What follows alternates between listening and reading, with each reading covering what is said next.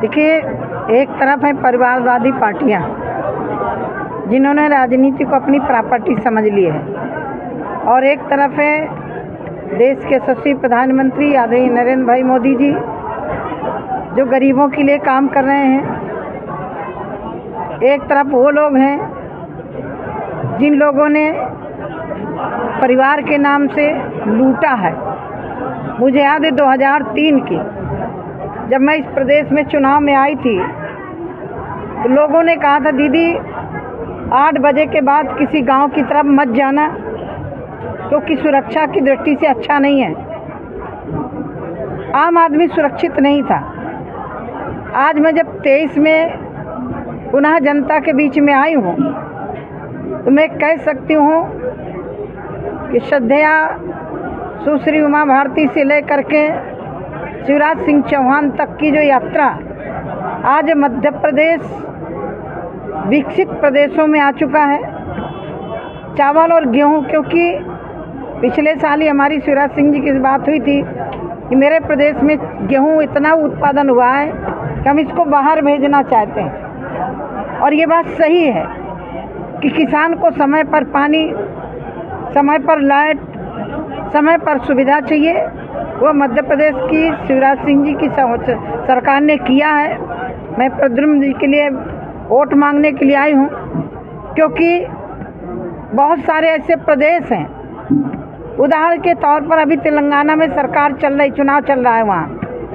छत्तीसगढ़ में चुनाव चल रहे हैं। देश के यशस्वी प्रधानमंत्री जी जिस विभाग के मैं मंत्री हूँ, गरीबों को आवास देने के लिए उसमें राज्य सरकार का राज्यांश होता है, लेकिन तेलंगाना ने एक भी गरीब को घर नहीं दिया। छत्तीसगढ़ की सरकार ने, क्योंकि वहाँ हमारी सरकार नहीं थी, 2022 दिसंबर तक उन्होंने हाथ खड़ा कर लिए थे कि हमारे पास पैसा नहीं है, हम प्रधानमंत्री आवास नहीं दे सकते। जब वहाँ की सरकार जनता चिल्लाने लगी, तो अभी 2023 में वहाँ के मुख्यमंत्री का लेटर आता है कि मुख्यमंत्री प्रधानमंत्री आवास देना चाहते हैं। ये मानसिकता दर्शाती है कि सरकार में आते हैं परिवार चलाने के लिए। मोदी जी की सरकार गांव, गरीब, किसान, मजदूर के लिए जो उन्होंने पार्लियामेंट में वादा किया था, और आप देख रहे हैं कि 9 सालों में, 9.5 सालों में शहरी और ग्रामीण आवास मिला करके 4 करोड़ के ऊपर आवास दिए हैं हम लोगों ने। और मैं आवास का डेटा देख रही थी।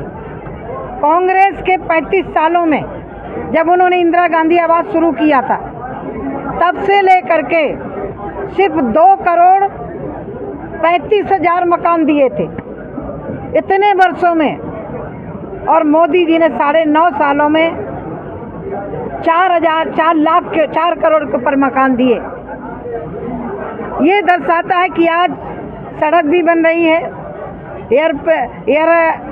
हवाई अड्डे बन रहे हैं, रेलवे का एक अपने आप में ढांचा अलग खड़ा हो रहा है।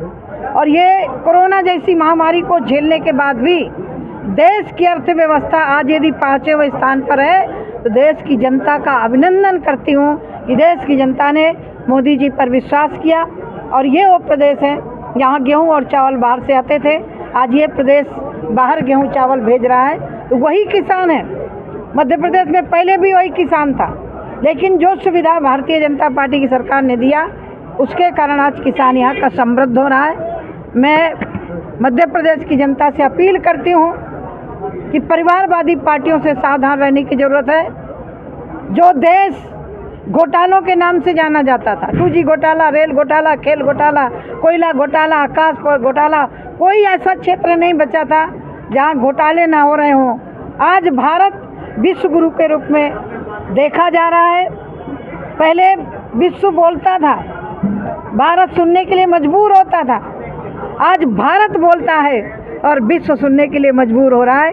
यूँ ही नहीं, विश्व कह रहा है कि मोदी जी चाहे तो अपने नागरिकों को 2 देशों के युद्ध को रोका करके तिरंगा लेकर के वापस ला सकते हैं। तो भारत आज, ये मजाक में कहा हो चाहे कैसे कहा हो, पाकिस्तान के नागरिकों ने कहा कि भारत ने चांद पर तिरंगा फहराया है, लेकिन हमारे झंडे पर तिरंगा है। मंत्री महोदय, और एक और बात कही, पड़ोसी देश है, हमारे साथ में बंटवारा हुआ।